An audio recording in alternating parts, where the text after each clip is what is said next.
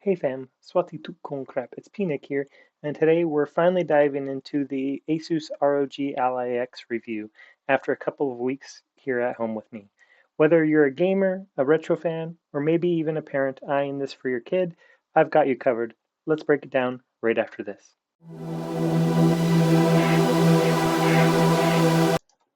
Let's get this review party started the right way by starting with the unboxing experience. The Ally X comes in a big, bold, and sturdy box with extra points for the clever little stand tucked under the lid that doubles as a screen cushion when the box is closed.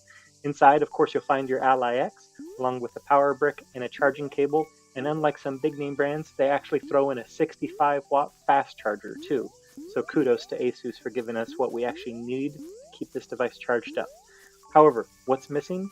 I would have liked to have seen maybe a tempered glass screen protector or replaceable thumbsticks of different sizes, just to really make the device more personable to me. All in all, I'd have to say this unboxing was a solid 49 out of 69. It's good, but there's room for them to level up on the Ally 2. But the real magic, that's inside the device. So let's jump to the internals.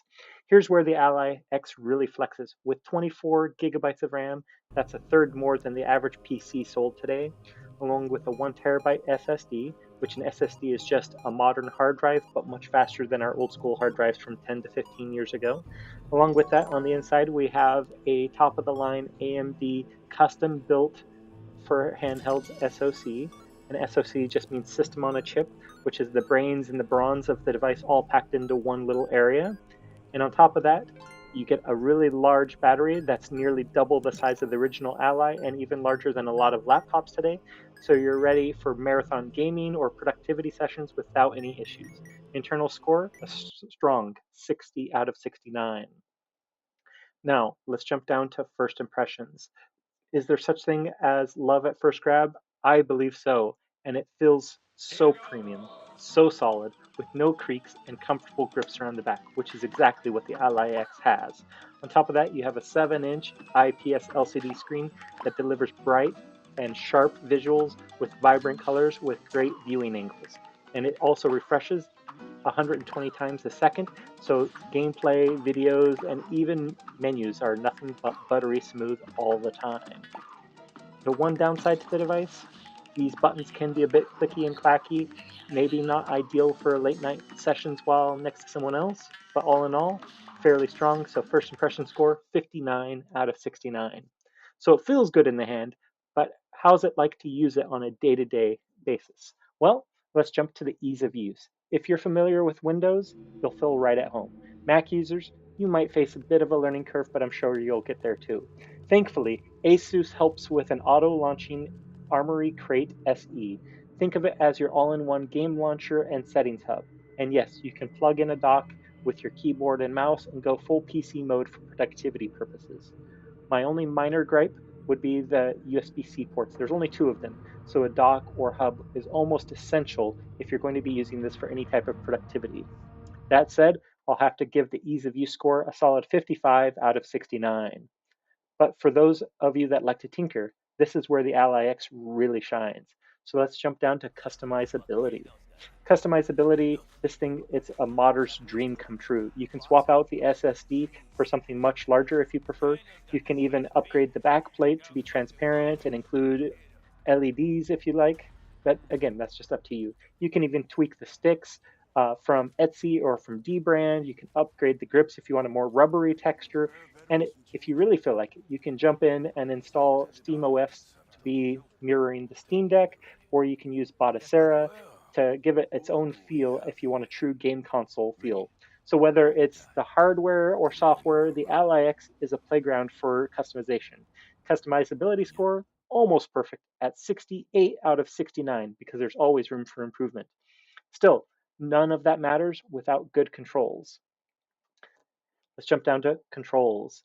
The controls deliver with full-size sticks and buttons with a reliable 8-way D-pad, which is your directional pad, up, down, left, right, and your diagonals, along with responsive triggers and bumpers. But just a heads up, the bumpers and triggers and face buttons can be a bit loud, as I'm sure you can hear. If you're planning to use this on a car ride or in the office in a lunchroom, people will be able to hear it. So So all that said, I'll have to give the controls a solid 55 out of 69. Brings us to a great question. Is it worth it? Well, that one's a bit tricky, honestly. As a handheld PC, the Ally X packs impressive power, but compared to Android handhelds, it can be a bit pricier than those devices. And similarly spec'd laptops might cost a bit less, though you'd miss out on having the controls built into the device. Still, it's compact, powerful, and flexible, so I'll have to give the value score a solid 50 out of 69.